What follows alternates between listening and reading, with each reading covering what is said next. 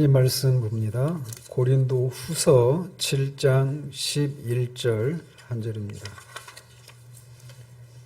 고린도 후서 7장 11절, 10절과 11절 두 절 읽겠습니다. 10절과 11절. 하나님의 뜻대로 하는 근심은 후회할 것이 없는 구원에 이르게 하는 회개를 이루는 것이요 세상 근심은 사망을 이루는 것이니라. 보라, 하나님의 뜻대로 하게 된 이 근심이 너희로 얼마나 간절하게 하며 얼마나 변증하게 하며 얼마나 분하게 하며 얼마나 두렵게 하며 얼마나 사모하게 하며 얼마나 열심 있게 하며 얼마나 벌하게 하였는가. 너희가 그 일에 대하여 일체 너희 자신의 깨끗함을 나타내었느니라.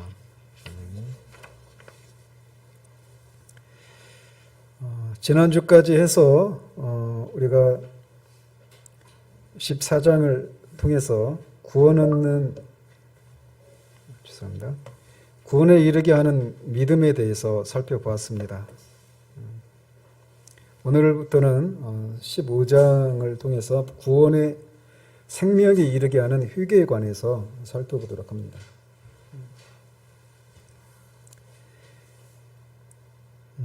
15장 1항 같이 한번 읽겠습니다. 생명에 이르게 하는 회개는 복음에서 오는 은혜이다. 이 회개의 교리는 그리스도를 믿는 신앙의 교리의 경우와 마찬가지로 모든 복음의 사역자들에 의해 전파되어야 한다. 우리가 구원의 순서 또 구원의 서정이라고 하는 것에 따르면 이 생명에 이르게 하는 회개는 우리가 지난주에 살펴본 믿음 앞에 와야 합니다. 구원에 이르게 하는 믿음 앞에 오는 게 맞습니다. 그래서 구원의 서정이 유효한 부르심, 중생, 회개, 믿음, 칭의, 양자됨, 성화, 성도의 견인, 영화 이렇게 가는 건데 그 구원의 서정을 따르지 않고 이렇게 배치를 해놨어요. 그래서 이 지난주에 살펴본 이 믿음, 구원에 이르는 믿음 그리고 오늘 살펴보게 될 생명에 이르게 하는 회개, 이 두 개를 합해서 회심이라고 말을 합니다. 그래서 회심은 회개와 믿음으로 구성되어 있어요. 그런데 이 믿음도 그렇고 회개도 그렇고 웨스트민스터 신앙 고백자들은 이 성화 다음에 이 믿음과 회개를 배치해 놓고 있단 말이죠. 그렇게 한 이유가 뭘까라고 생각해 볼 때 아마도 이 웨스트민스터 신앙 고백자들이 구원의 서정에 대해서 몰라서라기보다는 그 앞에 칭의와 양자됨과 이 중생 이런 것들은 다 하나님의 일이잖아요. 하나님의 전적인 일들을 앞에 몰아놓고 그것에 따른 우리의 반응을 뒤에 이제 이렇게 다루지 않았는가 이렇게 생각을 하게 됩니다. 따라서 구원의 서정에 따르면 회개는 효과적인 부르심 다음에 다루는 것이 논리적으로는 맞습니다. 어쨌든 지난주에 살핀 이 구원에 이르게 하는 믿음과 오늘 살펴보게 될 생명에 이르는 회개 이 두 개를 앞에서 회심이라고 말을 하는데 이 두 가지는 회심은 중생의 결과입니다. 한 사람이 중생을 했는가 이거는 내 자신의 죄를 회개하고 하나님께로 돌이키고 예수 그리스도를 믿는 것으로 나타나기 마련입니다. 그러니까 이런 회심이라고 하는 것이 나타나지 않은 채 내가 예수를 믿었다, 구원받았다, 내가 거듭났다 이렇게 말할 수가 없어요. 반드시 중생은 이 겉으로 이렇게 회개와 신앙이라고 하는 형태로 믿음의 형태로 반드시 나타나게 되어 있습니다. 그러니까 거꾸로 말하면 내가 중생했는가 알 수 없잖아요. 중생의 과정 우리가 이해할 수 없잖아요. 그러나 그 열매로 알 수 있단 말이에요. 그 열매가 뭐냐? 회심이에요. 신앙 고백자들은 생명에 이르게 하는 회개는 복음에서 오는 은혜이다라고 첫 번째 문장에서 진술하고 있습니다. 이들은 회개를 특별히 생명에 이르게 하는 회개 이렇게 부르고 있어요. 이 사실은 이 진정한 회개가 가져다 주는 것이 죄 용서와 영생이라고 하는 생명을 가져다 주는 것이기 때문에 생명에 이르게 하는 회개 이렇게 부르기도 합니다. 그리고 또 하나는 뭐냐면 이 회개야말로, 진정한 회개야말로 이 생명적으로 중요하고 필수적이기 때문에도 생명에 이르게 하는 회개다, 이렇게도 부른다고 할 수 있습니다. 그래서 진정한 회개는 회개한 사람들에게 생명을 가져다 주고 기쁨과 평안으로 이끌어 줍니다. 그것은 구원을 주는 은혜이고 생명과 구원을 획득함에 있어서 필수 불가결한 수단이기 때문에 생명에 이르는 회개라, 이렇게 부르는 겁니다. 그래서 사도행전 11장 18절에 보면 그들이 이 말 듣고 잠잠하여 하나님께 영광을 돌려 이르되 그러면 하나님께서 이방인에게도 생명 얻는 회개를 주셨도다 라고 말해서 이 회개가 가져다 주는 것이 생명이다라고 하는 것을 분명하게 하고 있습니다. 또 에스겔서 18장 21절에 보면 그러나 악인이 만일 그가 행한 모든 죄에서 돌이켜 떠나, 즉 죄에서 돌이키는 한 요소가 있죠. 내 모든 율례를 지키고 정의와 공의를 행하며, 이 두 가지를 합해서 회개라고 하는 겁니다. 죄에서 돌이키는 것만 회개가 아니라 돌이켜서 하나님의 계명을 순종하고 따르는 것까지 합해져 있는 것이 진정한 회개란 말이에요. 그런 걸 하면 뭘 약속하고 있느냐면 반드시 살고 죽지 아니할 것이라, 이렇게 말하고 있어요. 그래서 진정한 회개는 반드시 생명을 가져다 준다라고 말을 하고 있단 말이죠. 그래서 이런 이유로 이 신앙 고백자들은 회개를 생명에 이르게 하는 회개다, 이렇게 명시하고 있는 겁니다. 그러면서 또 우리가 주목해야 될 게 뭐냐면 이 회개가 복음에 의해서 오는 은혜다라고 말하고 있어요. 즉 우리가 통상적으로 회개하면 우리가 죄를 고백하고 죄에서 돌이키고 하나님께 돌아가는 것, 우리의 행위 차원에서 회개를 생각하기 쉽잖아요. 그죠? 지난주 우리가 살핀 것처럼 믿음에 대해서도 우리가 그렇게 생각하기 쉬워요. 내가 예수를 믿기로 내가 결단하고 그렇게 하는 그런 행동을 하기 때문에 믿음이 전적으로 우리의 행위처럼 생각하기 쉽지만 사실 그 믿음이 성령을 통해 하나님이 주시는 선물이라고 말씀드렸잖아요. 그런 것처럼 회개 역시도 하나님이 주시는, 복음으로 말미암아 우리에게 주시는 은혜의 선물이다라고 말하고 있단 말이죠. 그런데 우리가 통상적으로 회개는 우리 쪽에서 해야 되는 일이라고 생각해서 실제로 성경에서도 죄인들에게 회개하라고 말하고 있어요. 그래서 믿음도 이렇게 하나님의 성령에 의해서 주어지는 선물임에도 불구하고 사람들에게 믿으라고 하는 이유가 뭐라고 말씀드렸습니까?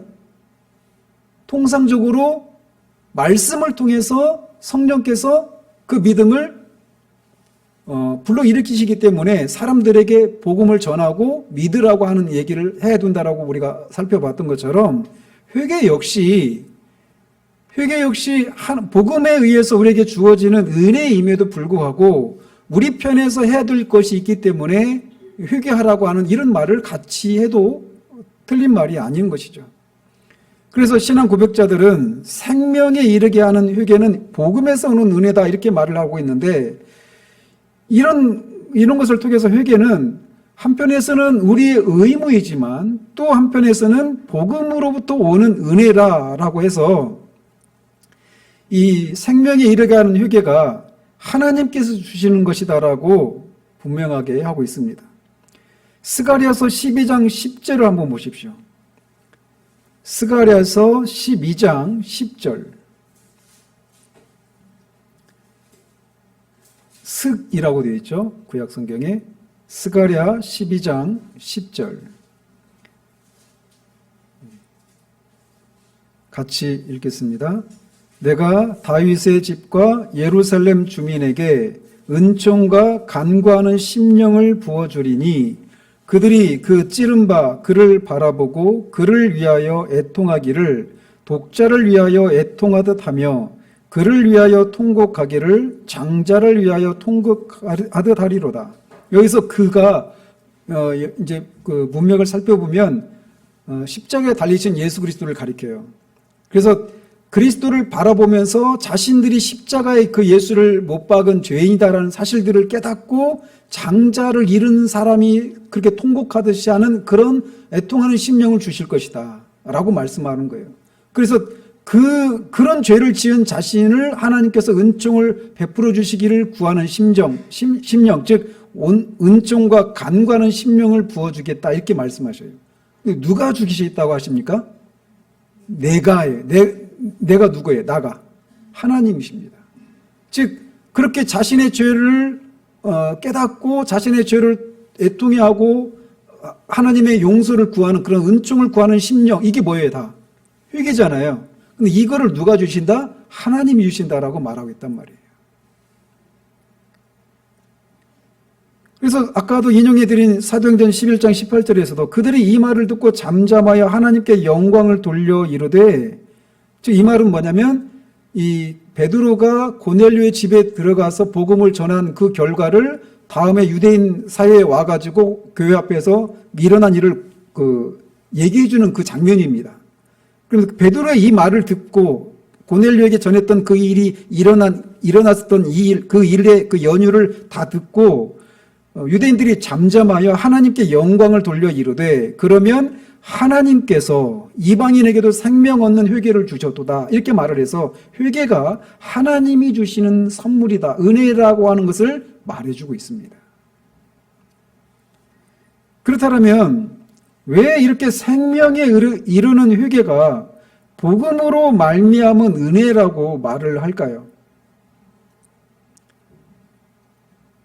그것은 아무도 자신의 타고난 본성의 능력으로 자신의 죄를, 우리의 죄를 회개할 수 없기 때문에 그래요. 모든 인간의 심령은 본성적으로 에스겔 선지자를 통해서 말씀하신 것처럼 돌같이 굳은 마음입니다. 그래서 죄를 죄로 바르게 의식하지 못하고 하나님의 뜻에 복종하지도 못합니다. 그래서 그 심령 속에 이 은혜를 역사하시게 하시는 부드러운 마음을 하나님이 주시고, 죄를 죄로 바르게 인식하고 그것이 얼마나 하나님께 슬픈 일인가, 그것이 얼마나 하나님 앞에 합당하지 않고 더러운 것인가라고 하는 그 죄의 실상을 바르게 깨닫고 그것을 애통해하는 마음을 하나님께서 주시지 않으면 그런 마음을 가질 수가 없는 거예요. 그래서 인간의 본성이 그렇게 돌처럼 굳어있는 그런 마음이기 때문에 반드시 성령의 역사가 선행되어야 하는 것입니다. 그렇기 때문에 복음이에요. 특별히 또 뒤에서 이제 2항에서도 그것과 관련해서 좀 더 세부적으로 복음이라고 하는 게 구체적으로 뭐냐, 이거 이제 좀 더 설명을 하고 있으니 그때 말씀을 드리도록 합니다. 그런데 이 은혜가 하나님이 주시는 것인데 복음이 전파되고 말씀이 선포될 때 회개가 일어나는 거예요. 그래서 사도행전 17장에서도 보면 하나님이 어디든지 사람에게 다 명하사 회개하라 하셨으니 이렇게 말을 하고 있어요. 복음을 전할 때 그런 회개의 역사가 일어나는 거예요. 가장 대표적인 것이 오순절 성령 강림 때 베드로가 그게 도대체 무슨 일이 일어났는가 이걸 해명하는 과정 가운데 십자가에 너희들이 못 박은 예수가 하나님의 아들이시다, 그리스도시다 라고 하는 사실들을 선포했을 때 그들이 마음이 찔려서 어떻게 하면 내가 구원을 얻으리까라고 하면서 구했을 때 회개하고 죄 용서를 받으라고 해서 3,000명이 회심을 했잖아요. 복음을 들을 때, 말씀이 선포될 때 회개의 역사가 일어나는 겁니다. 그래서 복음으로 말미암은 은혜다라고 말하는 게 그런 연유에서도 복음으로 말미암은 은혜다라고 말을 하는 거예요. 복음이 선포될 때 회개의 역사가 일어나기 때문에. 또 하나는 첫 번째로 말씀드린 것처럼 인간의 마음이 원래는 본성적으로 죄를 깨닫고 그걸 돌이키고 애통해할 수 있는 그런 능력이 없어요. 그래서 하나님의 역사가 있어야만, 하나님의 성령으로 말미암은 그런 역사가 있어야만 가능하기 때문에 복음으로 말미암는 은혜다, 이렇게 말을 하는 겁니다. 생명이 이루는 회개를 말이죠. 그래서 그런 회개를 복음적인 회개다, 이렇게 부릅니다. 또 다른 명칭으로. 이 복음적인 회개만이 생명에 이르게 하는 참된 회개입니다. 따라서 복음적인 회개만이 생명에 이르게 하는 회개다, 이 얘기는 회개 중에는 생명에 이르게 하지 못하는 회개도 있겠구나, 이렇게 우리가 유추할 수 있는 거예요. 가짜 회개가 있는 겁니다. 이게 굉장히 중요한 내용이에요. 그래서 이렇게 생명에 이르게 하는 회개를 참된 회개, 복음적인 회개 이렇게 부르는 반면 생명에 이르게 하지 못하는 그 회개를 거짓 회개 또는 복음과 대비되는 율법적인 회개 이렇게 부릅니다. 그래서 참된 회개이면서 복음적인 회개가 있는가 하면 거짓 회개이면서 율법적인 회개가 있어요.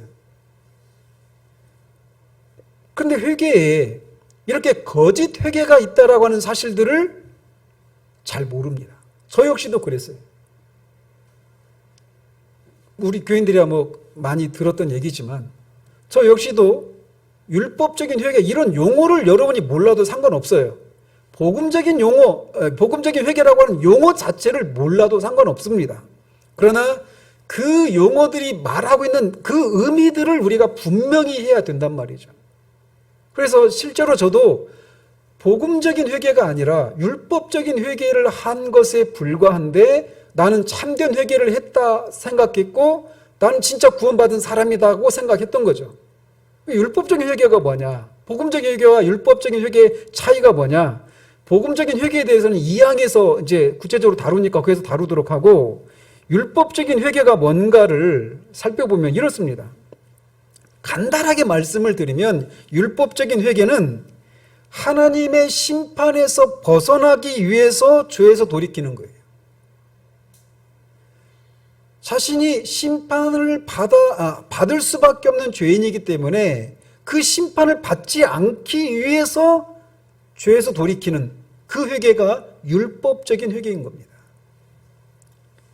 사람은 성경을 읽으면 특별히 여러분이 구약 성경을 읽어보십시오.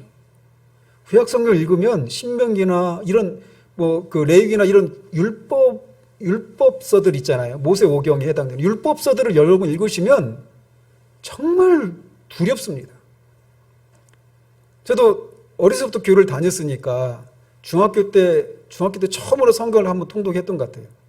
근데 그 읽는데 무서운 거예요, 성경이. 왜냐하면 그때도 이미 저는 거기에 따르면 이미 돌을 맞아서 죽어야 되는 몇 번이나 그렇게 죽었어야 될 그런 사람이었거든요.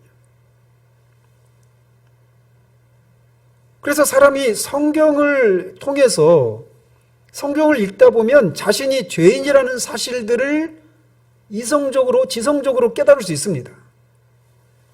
그리고 자신이 그렇게 죄인이기 때문에 하나님의 심판 아래 있다라고 하는 사실들도 깨달을 수 있어요. 그래서 그 죄를 회개하고 죄를 지었던 것을 회개하고 죄에서 돌이킬 수 있습니다. 그리고 나서 경건한 삶을 살 수 있어요. 그런데 그런 방식으로 죄를 깨닫는 것은 지성의 차원에 머물러 있는 거예요. 뒤에서 살피겠지만 복음적인 회개와 율법적인 회개의 차이 중에 하나가 뭐냐면 죄에 대해서 어떤 생각을 갖느냐면 율법적인 회개는 이 죄를 지었기 때문에 이 죄 때문에 내가 하나님의 심판을 받는다라고 하는 것에서 그쳐 있습니다. 그러나 복음적인 회개는 뭐냐면 그래서 죄에서 돌이키고 회개하는 거예요. 율법적인 회개는. 근데 복음적인 회개는 어떤 차이가 있느냐면 죄 자체를 미워하고 혐오하고 증오하는 거예요.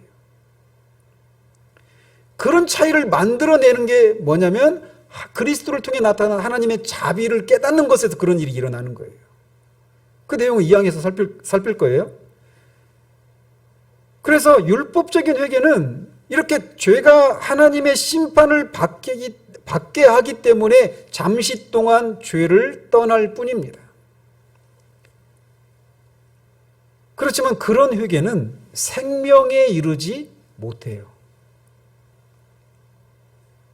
그러나 성령의 조명에 의해서 죄에 대한 본질을 깨달은 사람들은 죄를 혐오하고 미워해서 죄 자체가 혐오스럽고 믿기 때문에 죄에서 떠나고 거룩함과 의를 사랑함으로 거룩한 길로 나아가는 거예요.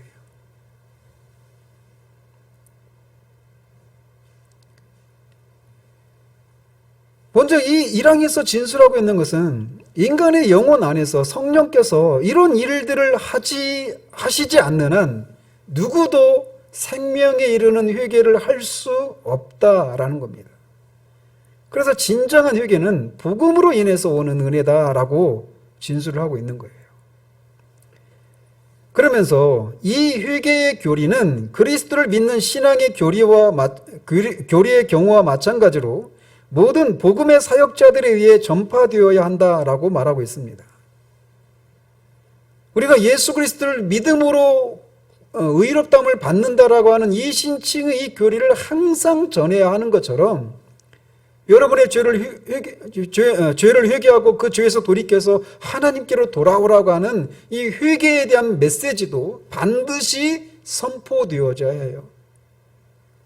오늘날 회개에 대한 이런 교리들이 잘 전해지지 않습니다. 예수 그리스도를 믿는 믿음으로 말미암아 구원에 이른다라고 하는 이런 것들에 비해서, 이 메시지에 비해서 회개에 대한 이 메시지는 잘 전해지지 않아요. 그거는 교회가 심각하게 병들어 있는 한 가지 예우, 아주 좋지 않은 예우라고 할 수 있습니다. 그래서 우리 주님과 사도들은 복음 전파 과정에서 반드시 회개에 대한 메시지를 반드시 전했어요. 또 그의 이름으로 죄사함을 받게 하는 회개가 예루살렘에서 시작하여 모든 족속에게 전파될 것이 기록되었으니 라고 말하고 있습니다. 사도 바울이 에베소에 있는 동안 그가 전한 메시지를 이렇게 요약하고 있습니다. 유대인과 헬라인들에게 하나님께 대한 회개와 우리 주 예수 그리스도께 대한 믿음을 증언했다. 이렇게 말하고 있어요. 그래서 사도 바울이 유대인과 헬라인에게 전했던 복음의 핵심적인 내용이 뭐냐? 회개와 믿음이에요. 하나님께 대한 회개, 예수 그리스도에 대한 믿음. 이 두 가지가 그가 전한 복음의 핵심적인 내용이었다라고 말하고 있습니다. 그래서 반드시 교회가 자신의 죄를 회개하고 그 죄에서 돌이키라고 하는 이 메시지를 반드시 전해야만 하는 겁니다. 자, 그러면 이 양은 이제 진정한 회개는 어떤 일들이 일어나는 것인가라고 하는 것을 진술하고 있습니다. 같이 한번 2항 같이 한번 읽어보도록 하겠습니다. 회개로 말미암아 죄인은 자신의 죄가 위험할 뿐만 아니라 더럽고 추하여 하나님의 거룩하신 성품과 그의 의로운 율법에 반대되는 것임을 눈으로 보고 깨달으며 또한 회개하는 자들에게 그리스도 안에서 하나님이 긍휼을 베푸신다는 것을 깨닫게 될 때 자신의 죄를 슬퍼하고 미워하게 되며 그리하여 모든 죄에서 방향을 돌려 하나님께로 향하게 된다. 그리고 그의 모든 계명들을 좇아서 하나님과 동행하기로 작정하고 또한 노력하게 되는 것이다.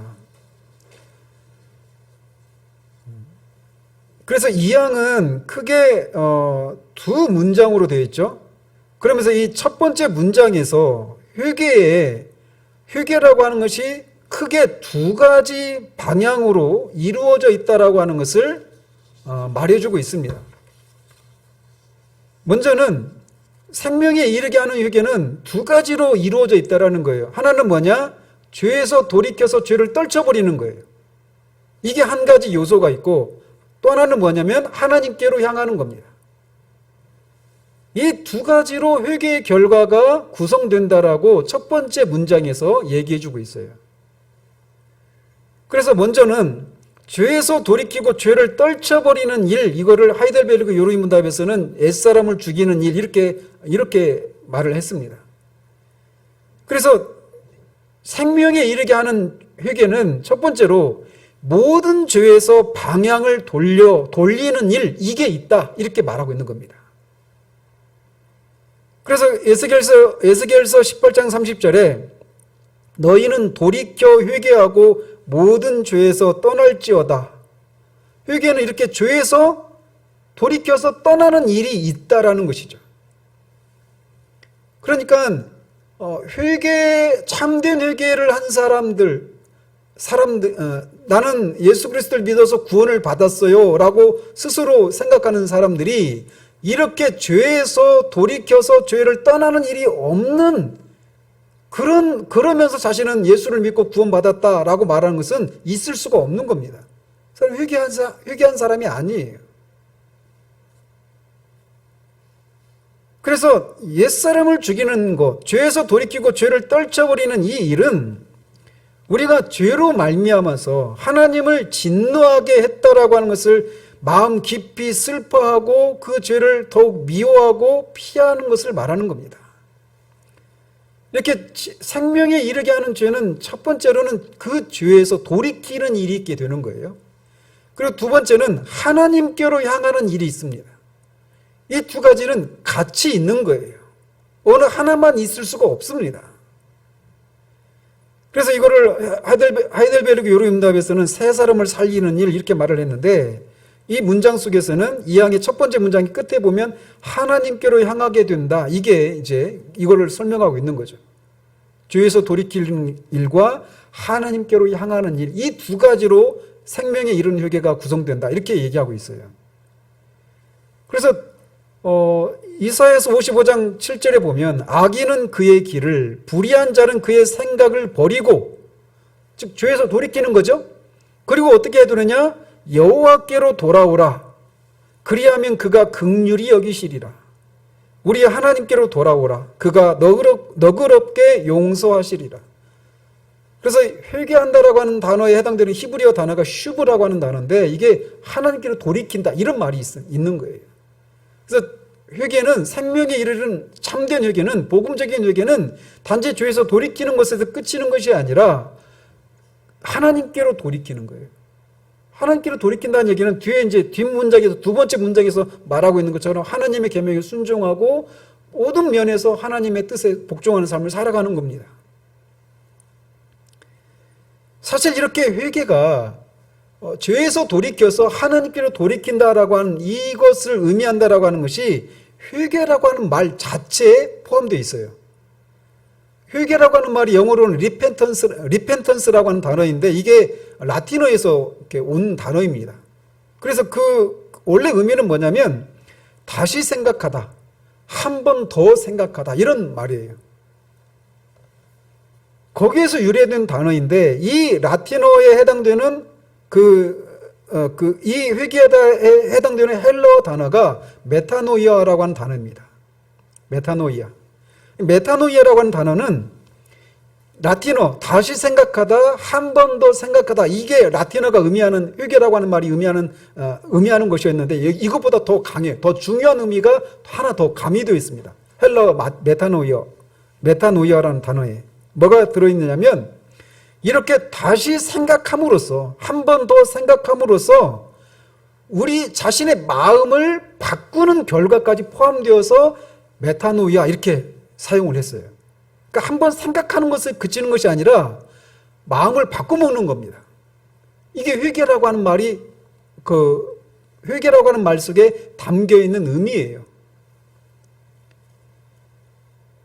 그래서 그거를 잘 보여주는 그 사건이 있다라면, 예화가 있다라면 주님이 포도원 품꾼에게 있었던 그 두 아들이 있었죠. 두 아들 중에 작은 아들에게 이제 그 포도원에 가서 일을 해라. 그러니까 두 아들 다 가겠다고 했는데 둘째 아들은 안 갔잖아요. 첫째는 가겠다고 하고 안 갔고 둘째 아들은 안 가겠다고 했다가 갔잖아요. 그 얘기를 하시면서 이제 그 예화를 들으셨는데 거기에서 등장하는 둘째 아들에게서 회개라고 하는 것이 무엇을 말하는가가 잘 드러나 있습니다. 그래서 처음에 포도원에 가서 일해라 라고 하는 그 말을 거절하고 둘째 아들이 그 말을 듣지 않았어요. 그런데 다시 생각한 거죠. 그래서 다시 생각하고 어떻게 했어요? 마음을 바꿨습니다. 그래서 첫 번째 회개는 이렇게 다시 생각해서 마음을 바꾸는 거예요. 그리고 그 둘째 아들이 마음을 바꾸는 것에서 그치는 것이 아니라 내가 처음에 선택했던 것들이 잘못되었구나. 그리고 그것이 아버지의 마음을 아프게 해드렸겠구나. 그리고 자신의 선택에 대해서 후회하는 마음이 있는 겁니다. 그리고 그렇게 마음을 바꿨을 뿐만 아니라 자신의 그 과거 전에 선택했던 것들을 자기가 후회하는 그런 마음을 갖는 거예요. 그리고 어떻게 했습니까? 실제로 갔죠. 그죠? 그래서 회개 안에 뭐 어떤 요소들이 있다라고 하는 것을 말해주는 거예요. 다시 생각하는 거예요. 지적인 요소가 있는 거죠. 죄를 깨닫는 일. 그리고 그 죄에 대해서 후회하거나 슬퍼하는 그런 일이 있는 거예요. 그리고 실제로 그 죄에서 돌이키는 겁니다. 그래서 다른 선택을 하는 거예요. 회개라고 하는 말 속에 이미 그런 개념이 들어있기 때문에 이 생명에 이르는 회개가 죄에서 돌이켜서 하나님께로 돌아간다, 이런 의미로 이렇게 구성되어 있다라고 하는 것을 말해줄 수 있단 말이죠. 그래서 우리가 죄에서 돌이키는 것과 관련해서 이 둘째 아들이 밟는 것과 같은 그런 과정을 밟습니다. 사실 우리가 회개하는 과정에서 내가 이제 죄에 대해서 깨달았구나, 이제는 내가 죄에 대해서 슬퍼해야지, 그 다음에 죄에서 돌이켜야지, 이렇게 생각하고 하는 건 아니에요. 다만 말씀드리는 것은 우리에게 일어난 일들이 무엇인가를 설명해 드리는 겁니다. 이런 과정을 밟아요, 우리가. 그래서 이 양의 첫 번째 과정에서 죄에서 우리가 돌이키기 위한 첫 번째 선결 조건이 있는데, 그게 뭐라고 말을 하고 있느냐면 죄의 본질을 깨닫는 일이 있다라고 말을 합니다. 이 말을 어떻게 풀었었느냐면 첫 번째 문장이 그래요. 회개로 말미암아 죄인은 자신의 죄가 위험할 뿐만 아니라 더럽고 추하여 하나님의 거룩하신 성품과 그의 의로운 율법에 반대되는 것임을 눈으로 보고 깨닫는다라고 하는 것이 바로 이 첫 번째 요소입니다. 죄의 진면목을 깨닫는 거예요. 죄의 본질을 깨닫는 겁니다. 이게 회개에 있어서 지성적인 요소예요. 죄의 진면목을 어떻게 깨달아요? 자신의 죄가 위험할 뿐만 아니라, 여기서 그치면 뭡니까? 이게 이런 것을, 죄를 그렇게만 생각하고, 그래서 자신이 죄인이기 때문에 하나님의 심판을 받아서 내가 위험하구나, 이 상태를 이것을 깨닫고 죄에서 돌이키는 거, 이걸 무슨 회개라고 말씀드렸어요? 율법적인 회개인 거예요. 근데 그럴 뿐만 아니라 더 나가서 더럽고 추하여 하나님의 거룩하신 성품과 그의 의로운 율법에 반대되는 것이라고 하는 것을 깨닫는 겁니다. 내가 성경을 읽고 내가 죄인이네? 그리고 이런 죄를 하나님이 심판하신다고 하시네?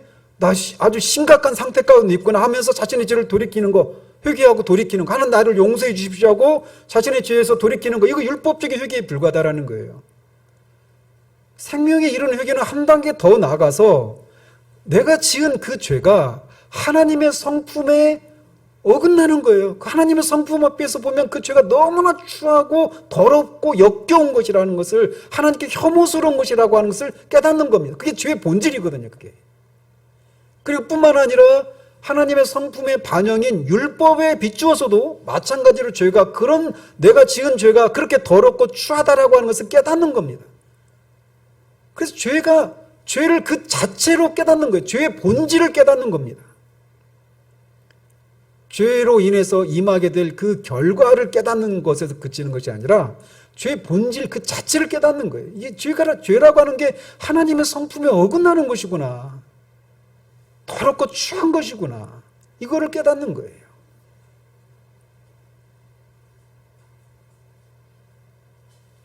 그래서 그렇게 되었을 때, 그렇게 죄를 깨달았을 때 이 양심이 갈기갈기 찢겨지고 하나님에 의해서 치유되기 전까지는 고쳐질 수 없는 그런 영혼의 상처를 받기 시작하는 겁니다. 그래서 오순절에 그 베드로 설교를 들었던 그 사람들이, 그들이 이 말을 듣고 마음이 찔려 베드로와 다른 사도들에게 물어 이르되 형제들아 우리가 어찌할꼬 하거늘, 이런 반응을 보이는 거예요. 여러분들이, 저도 그런 경험이 있죠. 뭐냐면 부흥 집회나 이런 데 가가지고 막 그 수련회나 이런 데 가가지고 말씀을 듣고 그 분위기에 막 휩싸여가지고 막 자신의 죄를 회개하고 막 눈물 콧물 쏟고 그렇게 막 그런 일들이 있으면 우리가 그렇게 흔히 그런 표현을 쓰잖아요. 은혜 받았다. 그리고 나서 그렇게 수련회 갔다 오고 나서 한동안 어때요? 막 신앙생활이라 하는 것들에 대해서 굉장히 열심을 내죠. 근데 그게 지속되지 못하는 경우들이 많아요. 저도 여기도 증인이 있지만 그 전에 사역하던 곳에서 여름 수련회에 갔어요.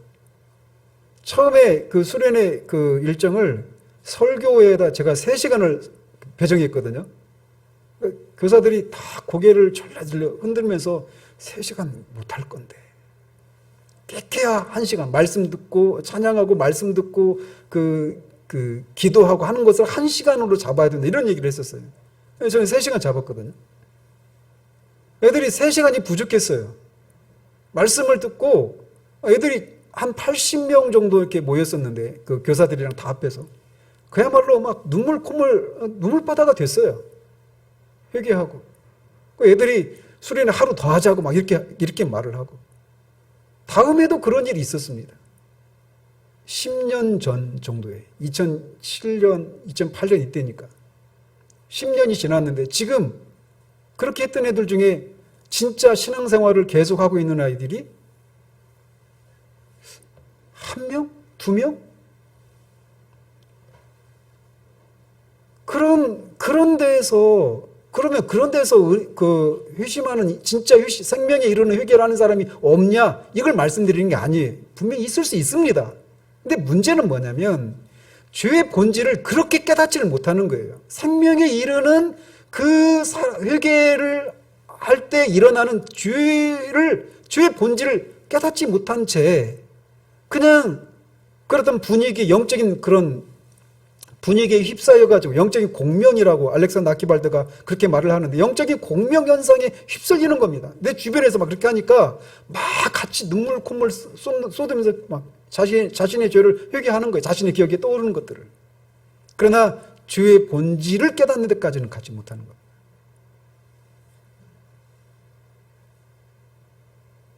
그래서 이 죄의 본질을 진정한 회개를 위해서 죄를 이런 식으로 죄 자체가 하나님의 성품과 율법에 어긋나서 더럽고 추악하다라고 하는 그 죄의 본질을 깨닫는 것이 필요한 이유가 있어요. 왜냐하면 죄를 그렇게 깨닫지 않고서는 죄인들은 도무지 죄를 떨쳐버릴 수도 없고 또 사죄를 용서를 받기 위해서 자신을 그리스도에게 의탁하지도 않아요. 이런 식으로 죄를 깨닫는 사람들은 예수 그리스도가 필요가 없습니다. 잘 보십시오. 이게 무슨 말씀을 드리는 건지. 자신이 하나님 앞에 죄인이라고 하는 것을 깨달았어요. 그리고 하나님의 심판날이 있다라고 하는 것을 깨달았어요. 그런 사람들이 죄를 깨달았을 때 한 일이 뭐냐면 자기가 지었던 그래서 자기 기억이 떠오르는 죄들을 막 하나님 앞에 용서를 구하면서 다 구하는 겁니다. 그리고 그렇게 했던 사람이 자신이 지었던 그 죄를 다시 지을 수 있을까요? 절대 짓지 못하죠. 그리고 돌아와서는 자신이 생각하는 그런 범주 안에서 하나님을 위한 삶이라고 하는 어떤 경건생활, 신앙생활을 하는 거예요. 열심히 기도도 하고 뭐 성경도 읽고 뭐 나쁜 짓도 안 하고 하나님이 기뻐하실 만한 그런 일들을 하는 거예요. 근데 그렇게 하고 있는 사람 안에 그리스도가 있습니까? 그리스도는 아무런 상관이 없는 거예요. 그냥 하나님이 계시고 그 하나님 앞에 죄인인 나를 깨닫고 있을 뿐이에요. 그리고 그런 내가 하나님 앞에 죄를 용서를 구하고 또 하나님이 기뻐하실 만한 어떤 일들을 하는 것으로 그 사람의 신앙이 그렇게 구성되어 있는 거예요. 그 사람에게는 그리스도가 없습니다. 기독교라고 하는 이름으로 교회도 다니고 기독교적인 삶을, 기독교적인 신앙 행위를 하고 있지만 그에게는 그리스도가 없어요. 그거를 그리스도 없는 기독교라고 부르는 겁니다. 그러니까 그래서 사람들이 죄의 본질이 죄의 결과에 대한 두려움에서 죄에서 돌이키고 하는 것으로는 그리스도를 필요로 하지 않아요. 그냥 내가 죄를 용서를 구하고 죄에서 돌이키면 되는 거예요. 그래서 그때 죄를 구하면서 막 회개하고 눈물 콧물 쏟고 그 이후에 내 달라진 삶을 근거로 나는 이제 구원받은 사람이다 이렇게 생각하는 거예요. 그리고 한 번도 그런 일이 없었으니까 그런 죄를 회개하고 돌이키는 그런 과정 속에 막 눈물 콧물 쏟고 막 이런 것에서 오는 그런 기쁨들이 있거든요. 그걸 은혜 받았다고 생각하면서 사는 거예요. 그러나 그 사람은 여전히 그리스도와 상관이 없어요. 쉽게 말하면 그 사람은 구원받은 사람이 아니에요. 제가 그런 시간을 4년을 지낸 거예요. 죄의 본질이 무엇인지를 깨닫는 데까지 가지 못했던 거죠. 율법적인 회개에 머물러 있었던 거예요. 그래서 진정한 회개를 위해서는 죄를 이런 방식으로 깨닫는 것이 반드시 필요합니다.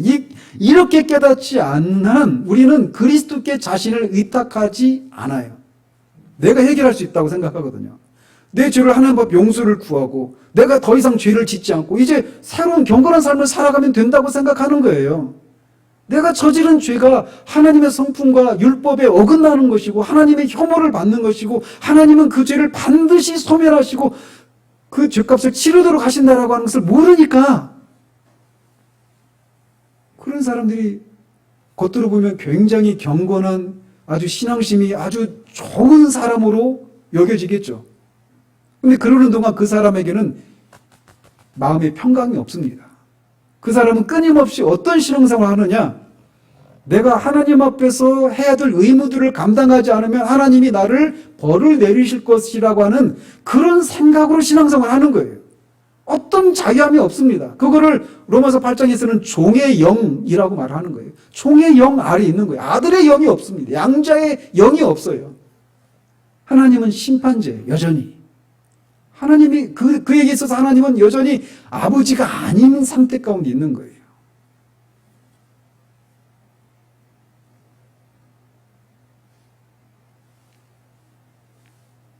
그래서 이 진정한 회개에는 이렇게 첫 번째로 죄의 본질을 깨닫는 요소가 반드시 있습니다. 이것이 없으면 그리스도께로 향하지를 않거든요.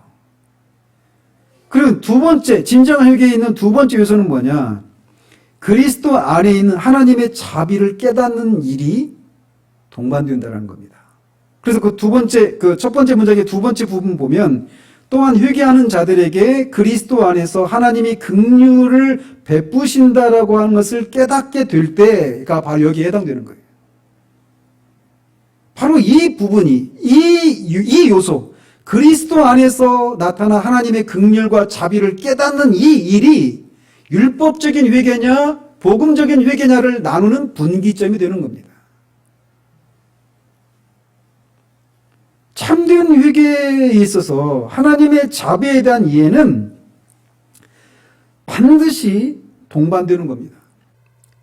하나님이 죄의 본질이 이렇게 하나님의 성품에 어긋나는, 부합하지 않는, 그래서 하나님 보시기에 더럽고 추하고 그래서 진노, 반드시 그것에 대해서 하나님이 죄값을 치르도록 하신다라고 하는 것을 깨닫는 데서 멈추는 것이 아니라 더 나아가서 그 하나님이 그리스도 안에서 그런 자신의 죄를 대신 아들에게 다 쏟아 부으셔 치르도록 하셨다라고 하는 것을 깨닫는 것을 통해서 나타난 하나님의 자비와 긍휼을 깨닫는 데서 그 사람의 완고했던 마음이 무너지는 거예요. 죄를 혐오하고 증오하는 데까지 나가지 못했던 그 사람의 마음이 그런 하나님을 내가 그렇게 이런 죄를 지어서 하나님의 마음을 아프게 하고 고통을 주고 슬프게 해드렸구나라고 하면서 깨닫는 데서 죄를 혐오하게 되는 일이 일어나는 겁니다.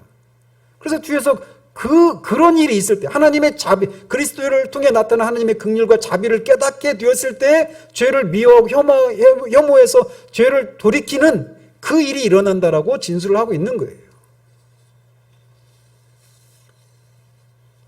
우리는 그리스도를 통해서만 하나님의 사죄하시는 은총을 깨달을 수 있습니다. 하나님은 무한히 의로우시고 죄를 미워하시는 하나님이십니다. 그렇기 때문에 그리스도 밖에 있는 죄인들을 향해서는 소멸하시는 분이십니다. 죄에 대해서 그의 공의를 만족시키는 일이 없으면 결코 그들의 죄를 용서해 줄 수가 없어요. 그런데 그 죄를 아들에게 하나님이 다 쏟아 부어주신 거예요. 부으신 겁니다. 그래서 오직 그리스도 안에서만 우리는 사죄의 은총을 입을 수 있는 거예요.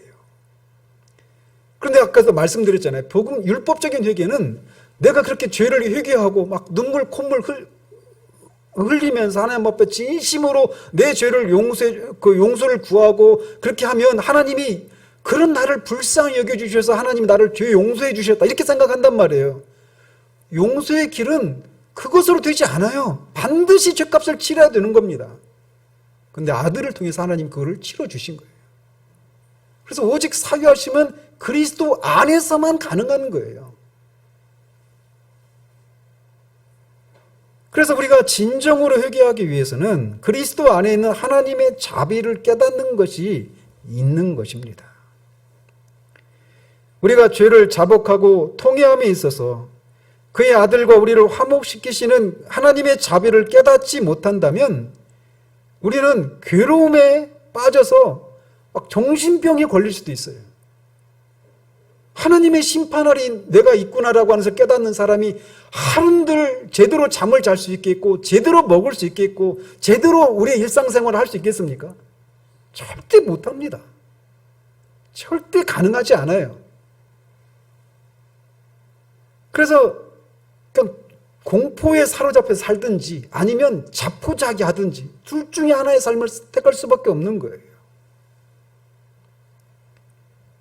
그러나 그리스도 안에 있는 하나님의 자비를 깨달음으로 우리는 죄를 과감히 떨쳐버리고 하나님께로 돌아갈 용기를 얻게 되고 죄에 대해서는 우리가 미워하고 슬퍼하는 경건한 슬픔을 가질 수 있게 되는 겁니다.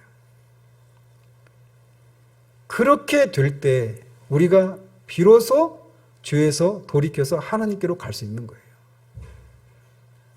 그러면 이렇게 죄의 본질과 즉 죄가 하나님의 성품과 율법에 부합하지 않는 그래서 더럽고 추한 것이라고 하는 것 그리고 그것에 대해서는 반드시 하나님이 죄값을 치르도록 하는 그런 것이 죄라고 하는 것 내가 회개의 눈물을 흘리는 것으로 되지 않고 나를 불쌍히 여겨달라고 애걸복걸 하는 것으로 되지 않고 옛날에 살았던 그 삶을 더 이상 살지 않고 이제는 내가 경건한 삶을 사는 것으로도 내가 저지른 죄가 보상되지 않고 반드시 죄값을 치러야만 되는 것이라고 하는 그것을 깨닫는 일이 먼저 있어야 돼요. 그런데 그거를 하나님이 하셨다라는 거예요. 그리스도 안에서. 그래서 죄의 본질을 깨닫고 그리스도를 통해 나타난 하나님의 자비를 깨닫게 됐을 때 이제 사람들에게 실제적인 변화가 일어나는 거예요. 그게 뭐냐? 죄를 슬퍼하고 증오하게 되어서 죄에서 돌이켜 하나님께로 향하게 되는 일이 일어나는 겁니다.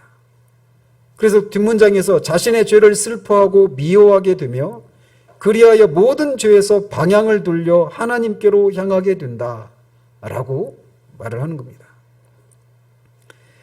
에스겔 36장 31절에 그때 너희가 너희 악한 길과 너희 좋지 못한 행위를 기억하고 너희 모든 죄악과 가증한 일로 말미암아 스스로 밉게 보리라. 내가 했던 그 악들이 미워 보이는 거예요. 그리고 내 자신이 어리석어 보이고 또 시편 119편 128절에 그러므로 내가 범사의 모든 주의 법도들을 바르게 여기고 모든 거짓 행위를 미워하나이다. 죄를 미워하는 일이 있게 되는 겁니다. 그 죄를 미워하는 그것에 죄의 본질을 깨닫는 것과 하나님의 자비를 깨닫는 일이 같이 있는 거예요. 이거는 처음 우리가 회심할 때뿐만 아니라 이후에 우리가 회심한 이후에 신자가 되었음에도 불구하고 죄를 짓는 경우들 있잖아요. 그때도 우리가 회개를 하잖아요. 근데 그때도 회개가 참된 회개에는 항상 이게 같이 가는 거예요. 죄의 본질을 깨닫는 것이 있고 또 하나님의 자비를 깨닫는 거예요.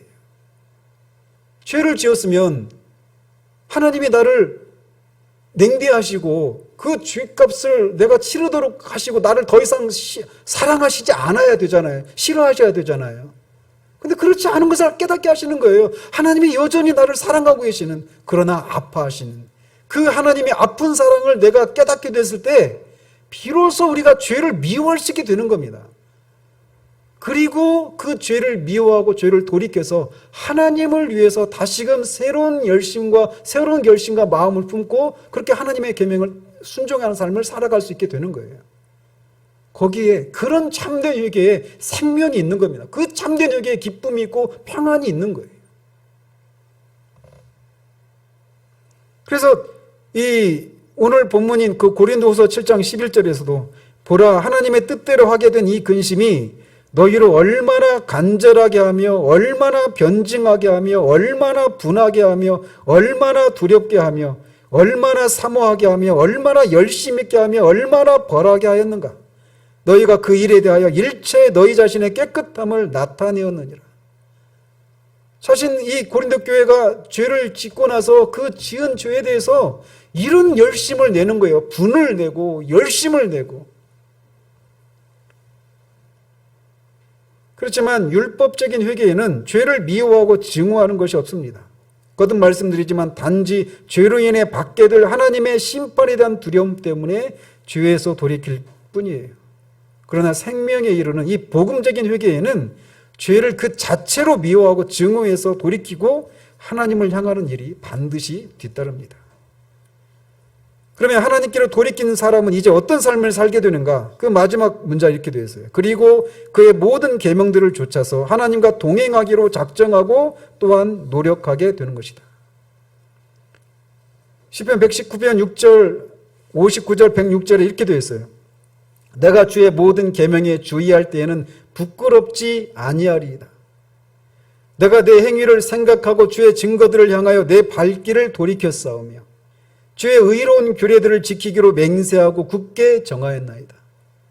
이렇게 주의 본질을 깨닫고 동시에 하나님의 자비를 그리스도 안에 나타난 하나님의 자비를 깨닫는 사람은 죄를 혐오하고 미워하고 죄에서 돌이키고 하나님께로 돌이킵니다. 그리고 나서는 하나님의 그 모든 죄에서 돌이켜서 하나님의 계명을 순종하는 삶으로 돌아오게 되는 거예요. 이렇게 될 때 우리가 죄를 이기는 삶을 살 수 있게 되는 거예요. 이런 면에서 사실 제가 이 율법적인 회개, 이 복음적인 회개 이것을 가지고 막 더 얘기하고 싶은 게 많아요. 왜냐하면 저도 4년을 제가 모르고 살았던 거거든요. 거듭 말씀드렸잖아요. 저는 그렇게 하나님의 심판에 대해서 두려워하고 죄를 깨닫고 하나님의 심판을 두려워하고 막 잠자는 게 두려웠어요.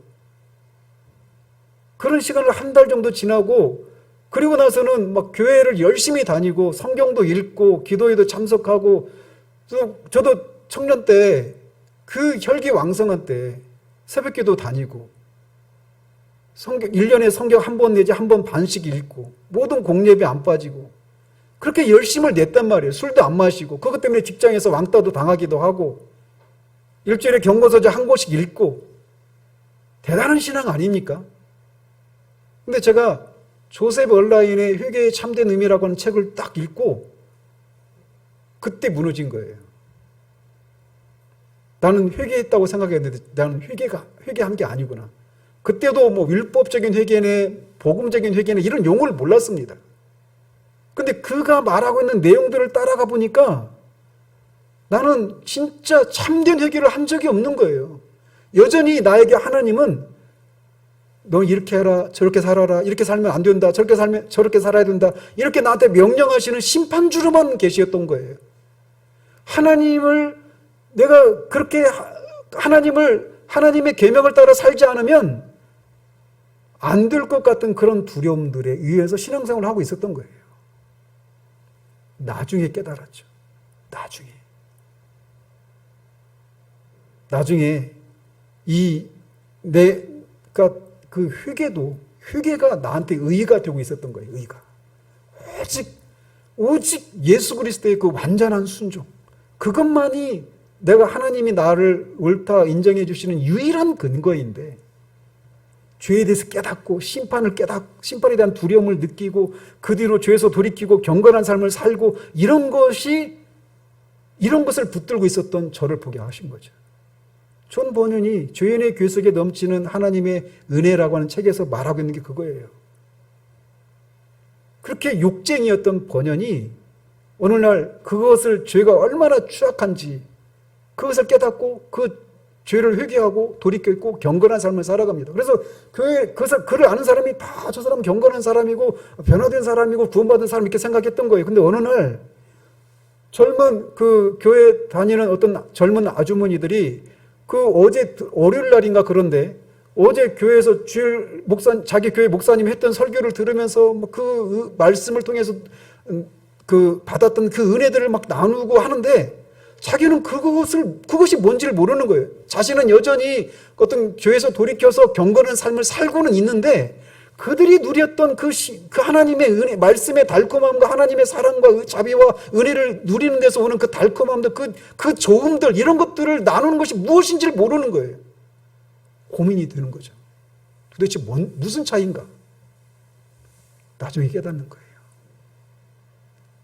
그도 거기서 복음적인 회개네, 율법적인 회개네 이런 용어를 쓰지 않지만 내내 똑같은 얘기를 하고 있는 거예요. 제가 그 설교를 하는 것 중에 우리 교회를 통해서 하는 사역 중에 상당 부분이 제가 이런 얘기하면 막 흥분하잖아요. 왜냐하면 많은 사람들이 속고 있거든요. 그런 그것을 진짜 회개했다고 하고 그것을 시작으로 내가 이제 신앙생활을 했고 그때가 내가 구원받은 때라고 생각하는데 아닐 수 있다라는 겁니다. 100% 아니다라고 단정적으로 말씀드리는 건 아니에요. 아닐 수 있다라는 거예요.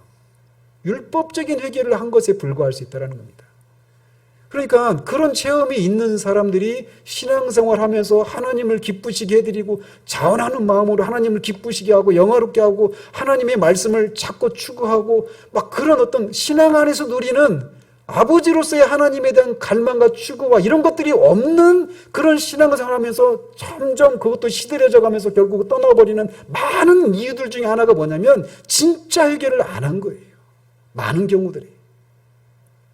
생명에 이르는 회개는 이런 게 있어요. 반드시 주의 본질을 깨닫는 겁니다. 그리고 그리스도를 통해 나타나는 하나님의 긍휼과 자비를 깨닫는 것이 같이 있어요. 그래서 그리스도를 통해서 사유하심을 받는 겁니다. 거기에 나타나는 하나님의 자비와 긍휼을 생각하면서 내가 이런 죄를 이렇게 선하시고 좋으신 하나님의 마음을 아프게 드리는 것을 인해서 죄를 미워하고 싫어하고 혐오하는 일들이 있게 되는 거예요.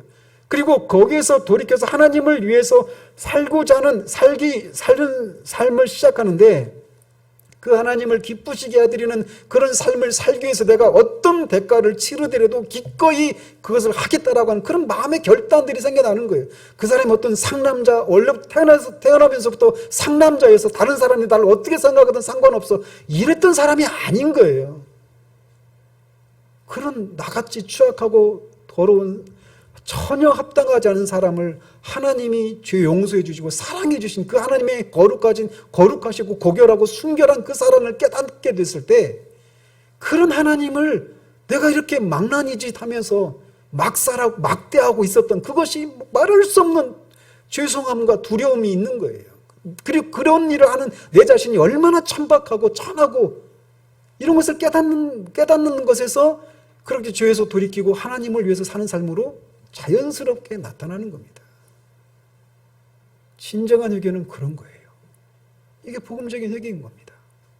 오늘날 이런 차원에서 교회 안에서 많은 사람들이 나는 언제 어떤 집회에 가가지고 어떤 말씀을 듣고 어떤 시기에 그런 죄를 깨닫고 눈물 콧물 쏟고 그런 어떤 삶을 살았다.